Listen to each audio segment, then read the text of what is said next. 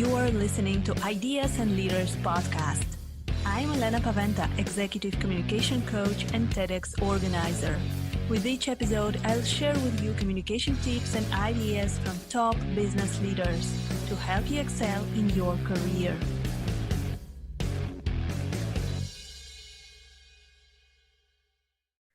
Welcome to the next episode of the podcast Ideas and Leaders. Today, my guest is Seth Donlin, and he is the founder of Awen Coaching. This is the leadership and communication coaching practice. Hi, Seth. It is great to have you here. Oh, thank you so much for having me on. I'm really excited to be here. I'm really excited as well, as leadership and communication are the key topics of our podcast. So it is really great to have an expert on the podcast. And I'm sure that all of our listeners will appreciate our conversation and your insights. So Seth, how did you decide to become leadership and communication coach? What is your story? Sure. Well, I've spent my career in communication. I have 20 plus years of communications experience, and that started in my early 20s when I founded a weekly newspaper and was working as a journalist. It actually, realistically, it started a little bit earlier when I was trying to break into journalism and working as a freelance journalist and bartending to support myself and talking to a lot of people across the bar. But I moved from journalism. Eventually, my partners and I sold the business to a publishing group. I moved from there into electoral politics, where I did communications work, press relations, and community relations, eventually moving on to working for city and state governments, and then doing contracting work for the federal government, and eventually going out on my own. And one thing that I realized across that whole career arc is that, there were a lot of people, obviously, that would hire me to write for them, to be the face of their organization and go on television or radio shows for them or what have you. But there were also a lot of people that they could have really have benefited from being their own face of their organization, but they needed some coaching and some training to get them to the point where they were comfortable doing that and where they really had the skills to be able to do that. And so that's how I opened up a second practice along with my communications consulting practice. I opened up the coaching, the leadership and coaching practice as well. It's a very interesting journey. And I think that many people can relate to that they want to be face of their companies. They want to speak up, to build their personal brands, but they are a bit nervous. And I think that this is pretty much natural. We have it within us that we are nervous to speak in public or to speak live on Facebook or other social media. So as a communication coach, what would you recommend to our listeners to break this pattern of nervousness in speaking up? Yeah, I mean, the very first thing is to realize that it's perfectly natural. And it's like you mentioned, it's something that we all feel. I think one of the things that heightens those feelings of nerves for a number of people is the feeling that they are experiencing them in a way that everyone else isn't. And of course, just like some people are more or less afraid of heights, some people are more or less afraid of, any particular thing. There are people that aren't made as nervous by public speaking, but even the best public speakers, they get nervous. Some of the biggest entertainers, actors, singers, professional athletes, they get incredibly nervous before they perform, before they go on stage, before they go on the field. So it's a perfectly natural thing. And when you begin to realize that, I think you can begin to take a little bit of a step back from your nerves. The other thing to realize is that, yes, you're feeling fear. But that doesn't mean that you can't be courageous, right? Courage isn't the absence of fear. Courage is the ability to act in the face of fear. So, realize, yes, you're feeling the fear, but that's not going to stop you. You're still going to be able to perform. And then there are a number of routines and techniques, doing a little bit of meditation or prayer beforehand to calm yourself and get yourself into an emotionally centered state. Or doing some exercise or something to get you like pumped up and energetic if you're feeling a little lower energy, if you didn't sleep well the night before or something. And then doing some some mind body work.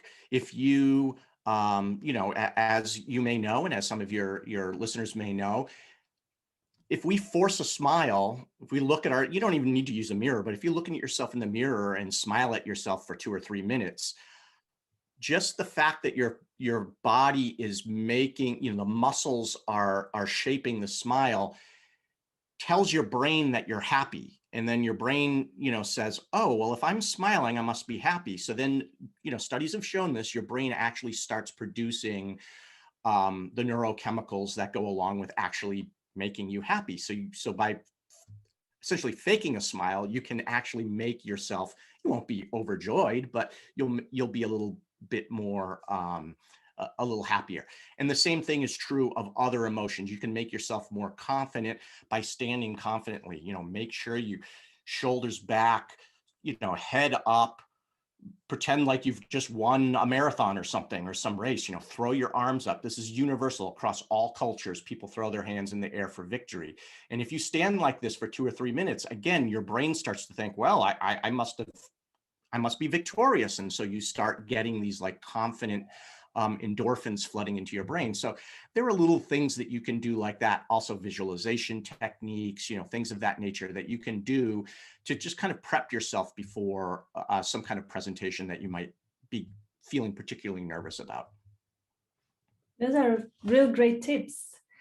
So we can actually prepare, just as we can stretch before we go for a run, or we prepare for anything else. We can also prepare for the presentation, not only by preparing the slides, but also by preparing our mind and body. I think that this is the key thing actually in the preparation, because many people think that, okay, I will make my PowerPoint slides and this is enough, and then they are awfully nervous. But in fact, you can do many more things to prepare yourself, also to be confident. And it is really important. And if it comes to the content, and not only to our mindset, but also to preparation for an important presentation or for an interview. So what, in your opinion, what are the key elements in order to be really well prepared? Obviously know your material. And I think, most of us, if we're being asked to give a presentation, I mean, I worked in large government bureaucracies and corporate organizations as well. So I understand that sometimes you get tasked with presenting something that maybe you're not as familiar with as you would like to be. But most of the time we're being asked to present something, hopefully we actually have a fair degree of expertise in that area. Certainly if we're an entrepreneur and we're presenting something, hopefully we're presenting something that we have a real solid understanding of. And so have an understanding of your material. Figure out what the key points are that you're going to have to convey, and then decide what you're going to say about those key points.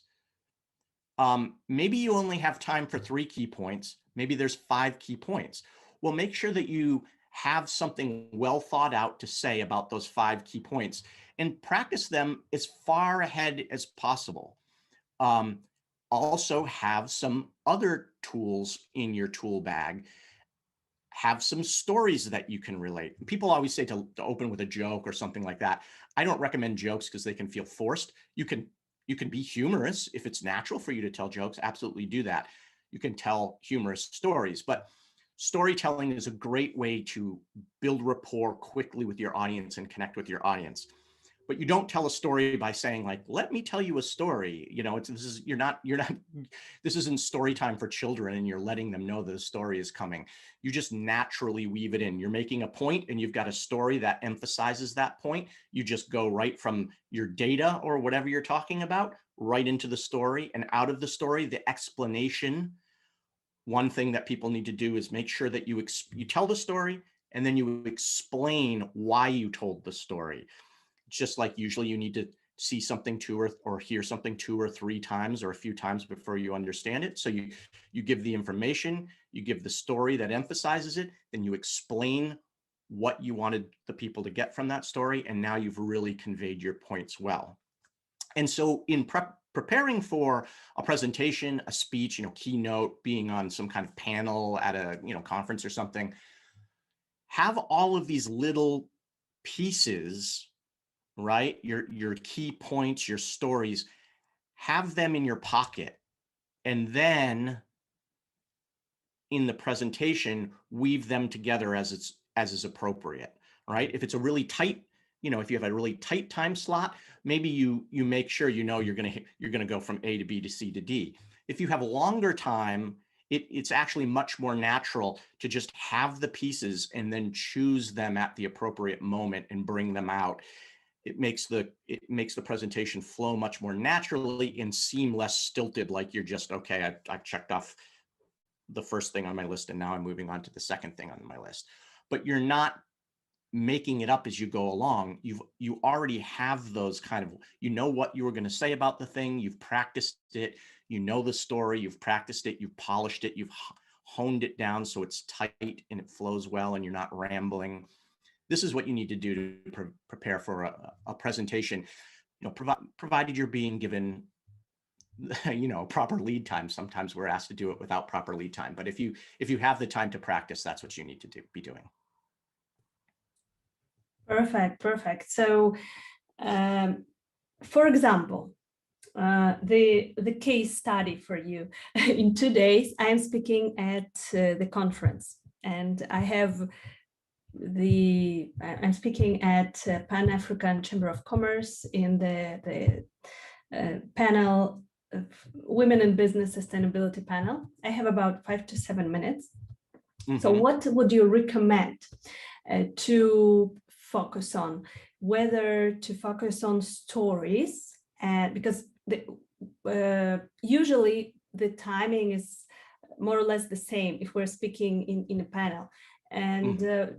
Because if we start telling stories, then we can, you know, tell those stories, and then we will not get to the point.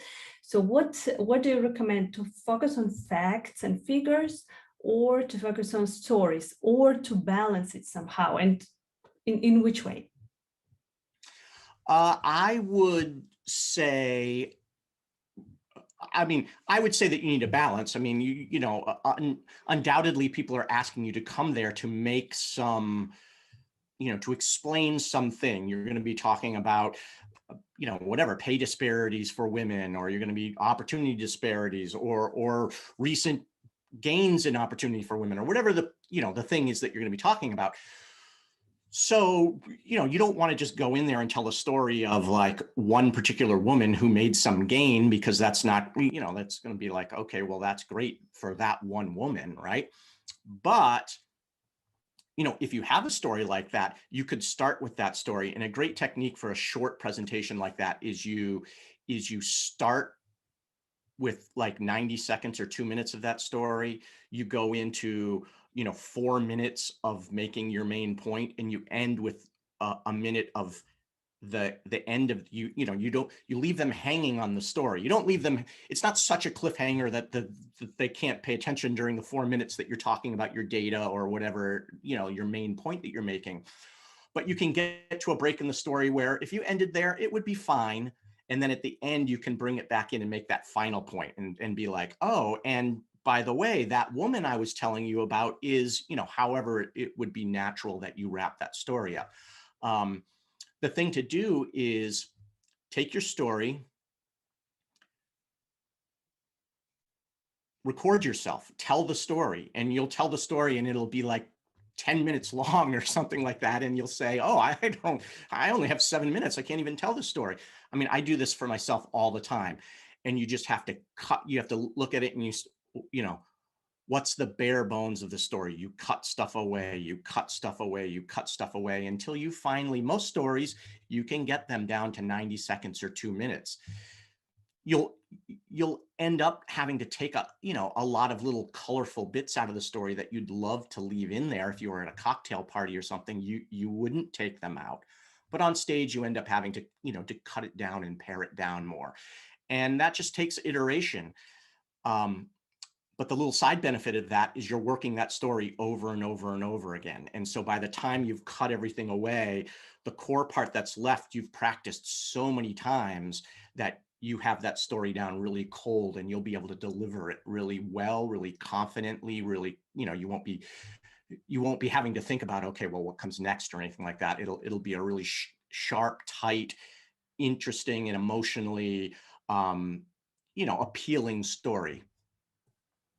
Yeah, this is an issue to keep our stories short. Sometimes we want to tell everything, what happened before, what happened after and during, and what happened to someone else at the same time. And then the story is so long that we don't have time to get to the point. So this is, I think, really important to practice and to keep the story short. And a great technique, thank you, to start with a story, with a short story, and then to move to the facts actually, and figures, and the main message. So Seth, what do you think about when we are presenting, when we are communicating? We need to focus on our audience, and we need to build rapport with our audience. Do you have any tips on how to build rapport with the audience in an effective way?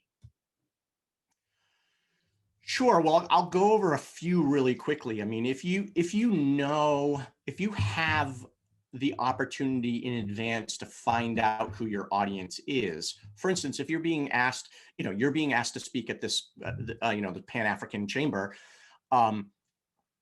Now, maybe the Pan-African Chamber a month ahead of time knows who's going to be there, and maybe you can get that list of people from them, and you see some people that or you see some people that you figure that you can connect with in some non-strange way because somebody else in their organization or whatever, and you can say, okay, hey, you're going to be at this thing, I'm going to be speaking at this thing.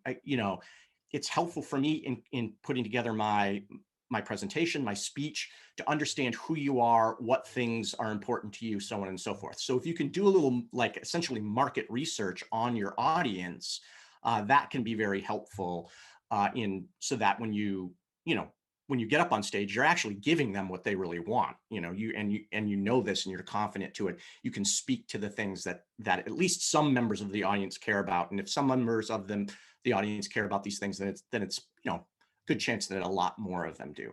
The second thing is just, as I mentioned earlier, I mean, make sure that you are being, emotionally compelling with your speech. You don't want to get up there and, pull out your, you don't want your slide deck to be a bunch of Excel spreadsheets or something, and you're just reading data point after data point after data point. I mean, if that's the case, then just give the audience a thumb drive with the data on it or something, and let them look at it in their own time, right? You need to help them to connect to whatever your data is in a way that emotionally resonates with them, so that they take it in and feel that it's important.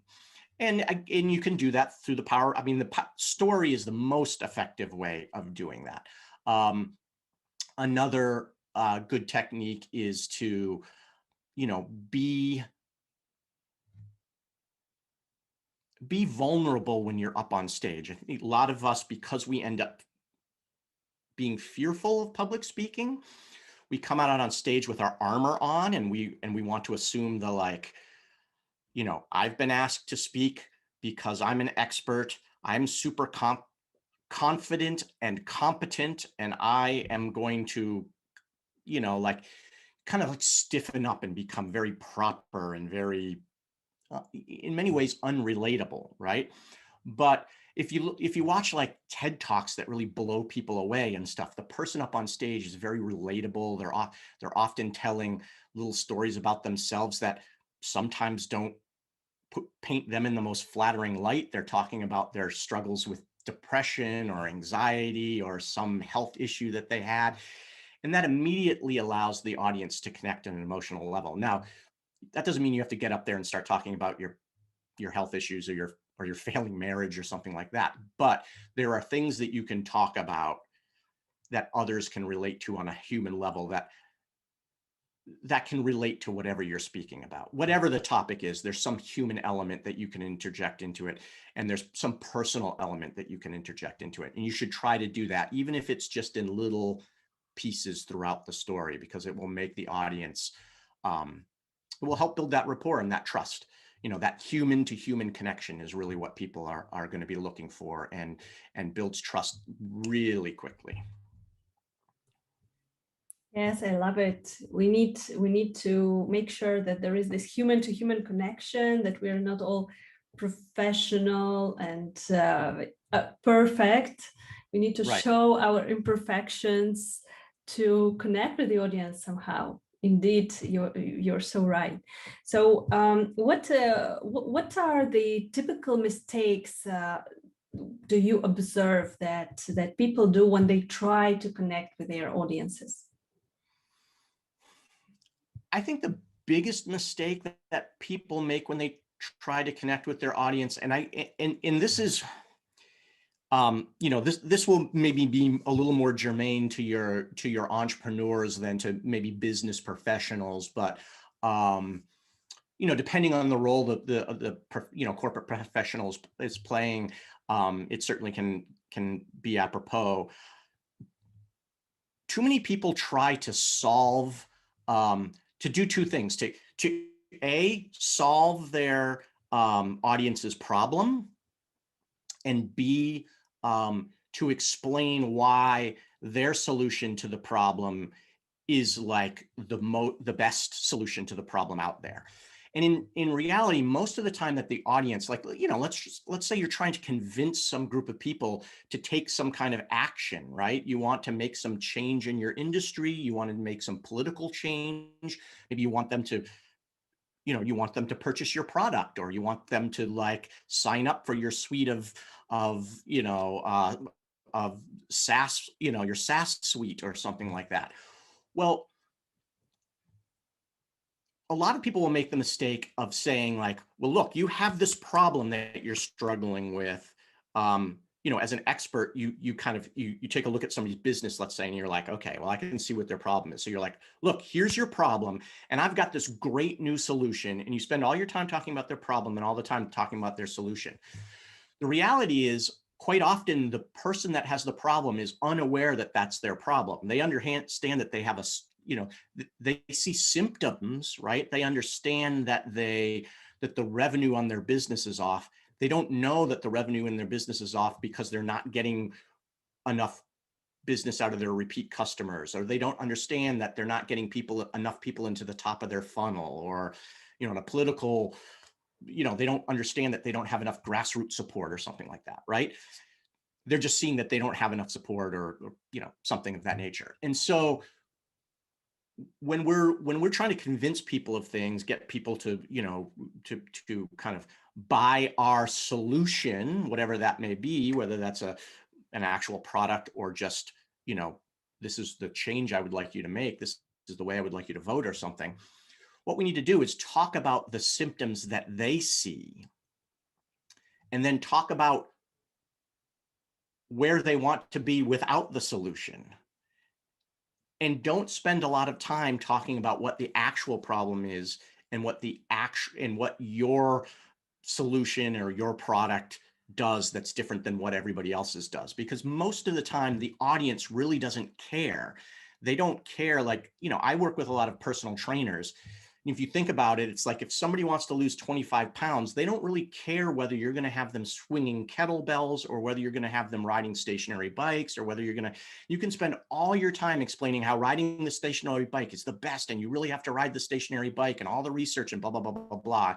And they're like, look, I just want to lose 25 pounds. I don't need to learn all of this stuff, right? So talk about the problem that they see, talk about the dream that you're going to get them, the end result. Now, you're feeling unfit. I'm going to help you fit into your, into that dress you want to fit into. I'm going to help you fit into your old, college football uniform or whatever. And speak to those emotional things and spend less time speaking to the details of, the actual solution to the problem. Yeah, they say that sell them what they want and give them what they need, right?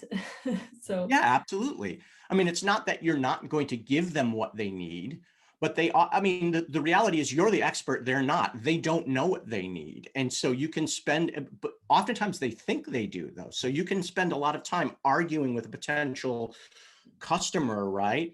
Who believes that they need something that you as an expert know they don't really need. They need this other thing. Well, don't get into that argument with them, right? Talk about the other things. Connect with them over their pain points and the problems that they're having, and excite them about the end result that you're promising them and the end results that you've gotten for other clients, or, and it's not like you don't talk about the middle, but you don't spend much time there. You spend the most of the time at the beginning and at the end, and the middle is just kind of a quick pass through to get to the end. yeah. This is true. We need to speak in the language of benefits for our audience, whether we want to persuade them, whether we want to sell our products or services. So we need to get to know what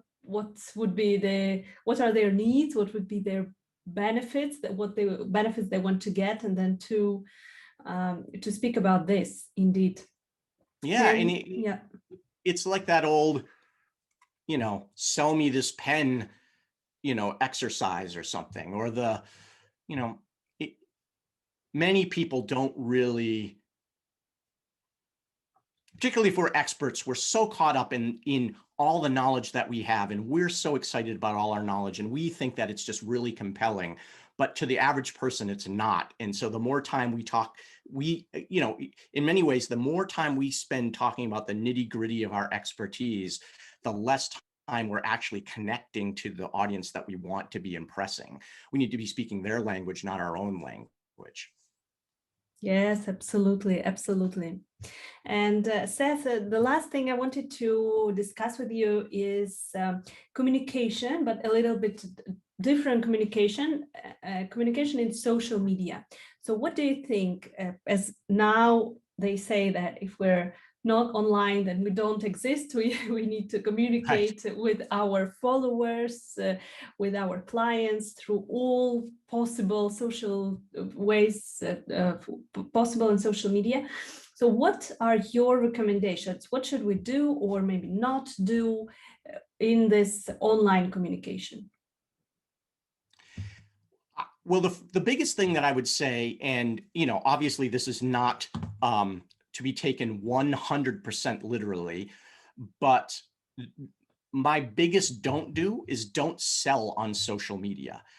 Social media is an area to build trust and build rapport and build a community and build a relationship with that community. And then when those people are in the market for your product or your service, or they're hiring and you want that position or something, then you've already spent time building that trust, and it's natural that they're going to then turn to you. They're not necessarily going to go out and search and get a bunch of quotes from a bunch of different people. They're just going to say, oh yeah, I'm going with her because I've known her for a long time now and I trust her, and they've known you and trusted you via your social media channels. That's not to say that you can't mention, hey, I'm launching a new service, I'm launching a new product, hey, I'm having a sale or something like that. But that should be the occasional thing that you throw out there. It should not be every day, like, here's my thing, buy my things, hire me. Like, nobody really wants to follow somebody that's all they're doing, right? So I like to tell people to think of, this isn't a perfect comparison, this isn't absolutely apples to apples, but I like to think about social media kind of like networking done really well. To me, networking done the way many people do it and done poorly is you walk into a networking event with all your business cards and you go up to somebody and you say, hey, Elena, I'm Seth. This is what I'm all about. Here's my business card. If you need, you want to set up a call, let's talk about how you can pay me money to do what, for me to do what I do. And then I'm like, okay, and by the way, what do you do? Great, give me your card. And then I go on to the next person and try to sell myself to the next person. And that's, fine, or it's not really, but I mean that, at least you've gotten your information out there. Done properly, I believe, you go into a networking situation, you go up to the other person and you say, hi, who are you? What are you all about? What is it that you're here to looking for? How can I help you? Are you looking for recommendations? Are you looking for new clients? What kind of work do you do? Is there anybody in my network I can connect you to? Oh, by the way, I talked to somebody earlier tonight that you definitely need to connect. Give me 1 second. I'm going to go grab him and bring him over here, right? You put all the focus on the other person. You give as much value to that other person as you can. That's going to be so refreshing and so flattering to them. They're going to have a wonderful view of you and feel very, feel very positively towards you and feel almost in a little way in your debt because you've been so, giving or willing to give to them. Of course, they're going to ask, well, do you have a card? What do you do? And you can tell them what you do, but you don't try to sell them. Then they're going to really remember you. You're going to be one of the few people that stick out to them from that networking event because you're the person that spent the most time focusing on them and what they cared about. When it's time for them to need your service or your product, they're going to call you, right? They're not going to go and and do a Google search for competitors of yours. They're going to reach out to you. Social media is much the same way, right? Find out what people want, offer value, offer assistance, try to build that community, have it be as much, if not more, about your followers and your community than about you. And when they're ready for what you're offering, they're going to come to you. You don't have to be constantly DMing them and saying like, hey, let me, tell me more about your business. How can you want to jump on a call with my VP? And I mean, I'm sure you've been there, right? Where somebody asks to connect to you on LinkedIn or something and you say, sure. And then like later that afternoon, there's a DM and the person is like, so glad you connected with me. We're offering free consultations with our senior management and you can, blah, blah, blah. And I'm like, that's not why I connected with you. So, don't do that. Offer value, see how you can be of help to other people. And that will naturally draw people to you. People will naturally recommend you. And that will be, your social media will be a lot more effective. And you will be presenting a much more positive and a much more attractive brand in that way than if you are, pitch all the time. Yes, absolutely. I couldn't agree more. As Dale Carnegie said in the book, How to Win Friends and Influence People, that make the other person feel important and don't talk yourself all the time, but let other people speak. And at least I totally agree with what you say, because at least myself, I'm more interested in the accounts of people who are speaking about my problems, who are asking me questions, who are interested, who are speaking on the topics that are interesting for me, but not only speaking about themselves. So yes. I absolutely agree here. So Seth, thank you so much for all your tips. And in the end, I wanted to ask you if our listeners want to connect with you, want to ask more questions, are interested in your services, where can they find you? Sure, they can always find me on my website, which is AwenCoaching.com. I'm sure it'll be in the show notes, so you'll get the proper spelling.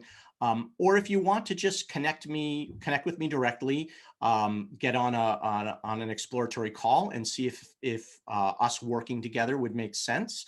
A free exploratory call. You can always get on my calendar by going to reachseth.com. And that will allow you to book a call, and we can discuss your business, discuss your career, discuss what I can help you with, and see if we might be a good fit. So, I mean, of course, I'm on all the social media platforms, and I'm sure they'll probably be in the show notes, but those are the two easiest ways to get in touch with me. Perfect. We will put all this information in the show notes for sure, so that our listeners can immediately jump on your social media and connect with you. Thank you so much for being on the show today. It was really a pleasure to listen to all of your tips. Thank you very much. I had a great time. Thank you for listening to Ideas and Leaders podcast. Did you enjoy this episode? Let me know that you listened by tagging me in your LinkedIn profile and using a hashtag Ideas and Leaders. See you in the next episode.